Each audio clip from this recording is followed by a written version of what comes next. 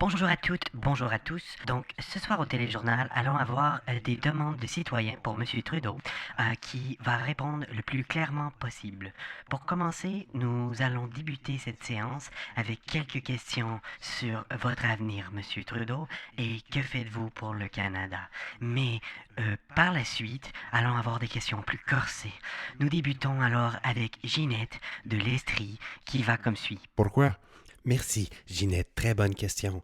Premièrement, le Canada est une très, très grande ville.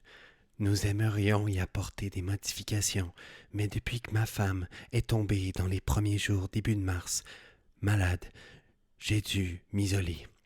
Comprenez que je ne devrais pas être en isolement et je devrais travailler avec tous mes compatriotes et mes alliés, mais ma vie est pas très organisée, alors je préfère rester isolé du reste du monde.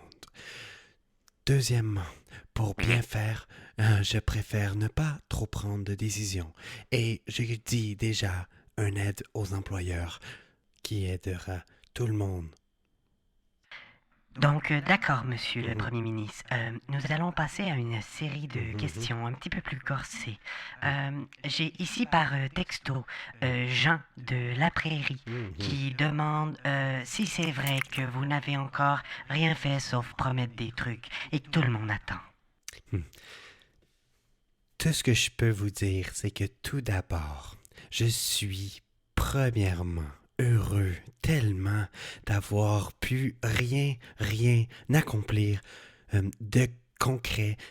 J'ai beaucoup de trucs sur ou sous la table, mais comprenez que la table est mise avant tout pour manger et maintenant que nous avions autre chose que de la nourriture sur la table, les projets s'y trouvent et nous devrons y appliquer les règles qui sont mises en place par plusieurs personnes qui devaient manger sur cette table.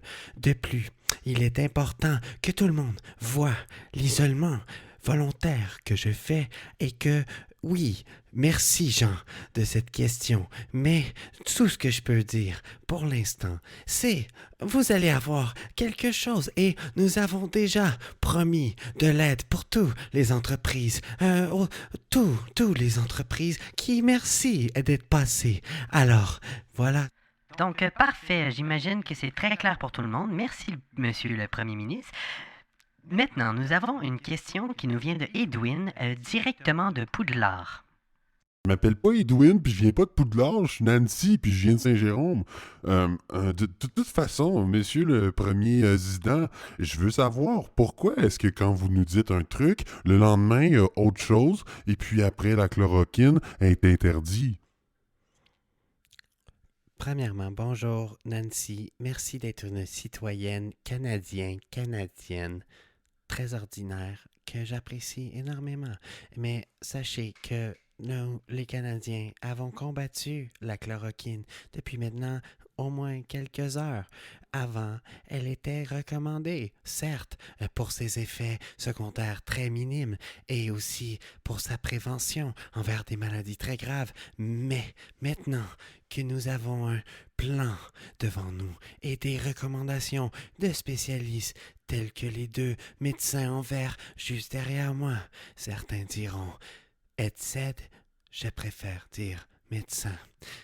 Mais, alors, pour répondre à la question, la chloroquine est juste beaucoup trop pas chère à produire